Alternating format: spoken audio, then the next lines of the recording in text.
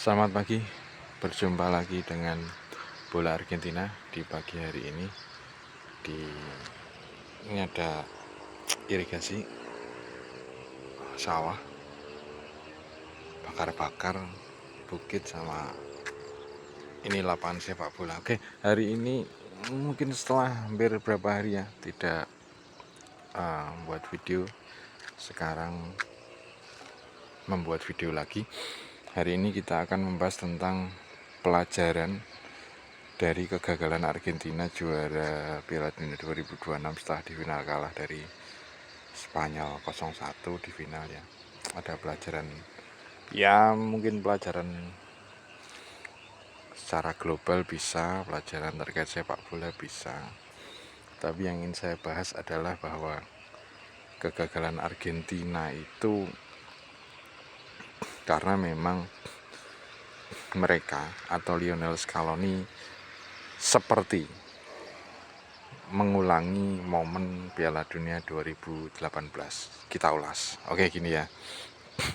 Di Piala Dunia 2014 itu adalah fase di mana Argentina cukup bagus karena bisa sampai final. Dan performanya kalau dikatakan bagus sekali ya tidak, tapi cukup menjanjikan 2014. Dan di 2014 itu Lionel Messi itu di masa-masa usia emas karena waktu itu usianya 26-27.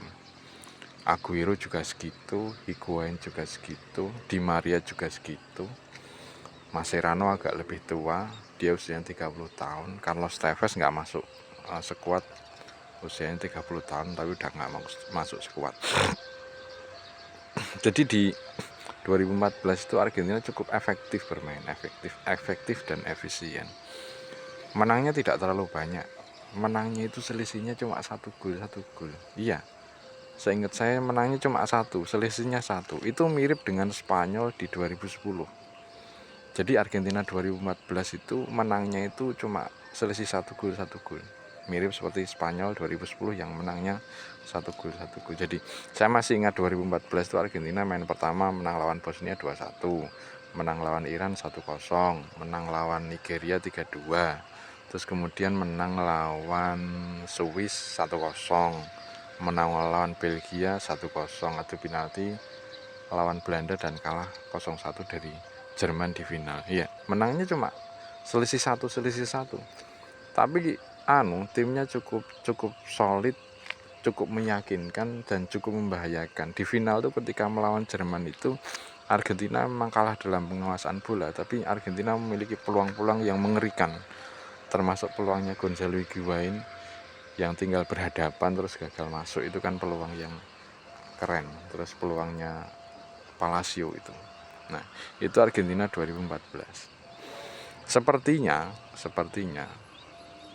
jadi waktu itu 2014 pelatihnya Alejandro Habila, sudah meninggal sekarang. Sepertinya pelatih pasca Sabila itu tidak memiliki formula untuk melakukan regenerasi, sehingga pemain-pemainnya itu masih dipakai, khususnya pemain-pemain yang sudah tua masih dipakai di mana? Di Piala Dunia 2018. Misalnya yang sudah tua itu Mascherano. Ya Mascherano udah tua, terus beberapa 2000 Messi 31 ya, tua tapi masih bagus lah. Yang masih saya ingat tuh Mascherano, Lucas Biglia itu udah lebih dari 30-an tahun. Lucas Biglia, Mascherano, terus ya itu yang saya ingat. Intinya adalah skuad 2018 Piala Dunia 2018 itu mirip-mirip dengan 2014. Padahal tahunnya sudah beda, lawannya sudah beda, performa tim lain sudah beda, tapi skuad yang dipakai itu masih sama. Argentina itu skuadnya harus pakai masih sama, khususnya Mascherano udah 34 tahun masih dipertahankan. Dan akhirnya babak belur kan. Dengan skuad mirip, akhirnya babak belur. Karena memang tidak ada peremajaan yang cukup signifikan. Dan waktu 2018 itu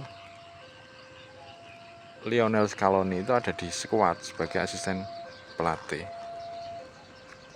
Nah, fenomena itu mirip dengan 2022 2026. Di 2022 itu kita sudah tahu lah skuadnya lah, memang ada yang sudah tua tapi mereka masih cukup bagus. Di Maria, Messi masih cukup bagus, Otamendi ya cukup lah.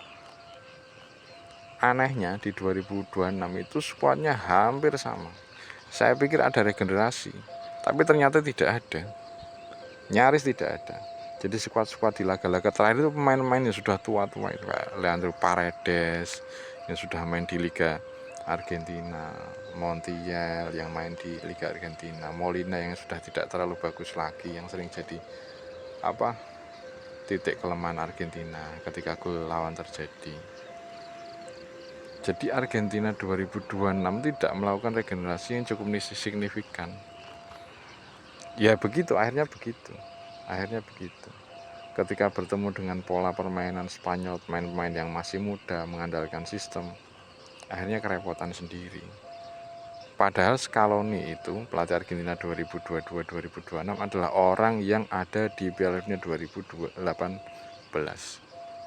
Harusnya dia belajar waktu itu bahwa Argentina gagal melakukan regenerasi dari 2014 ke 2018, tapi dia kemudian mengulangi lagi.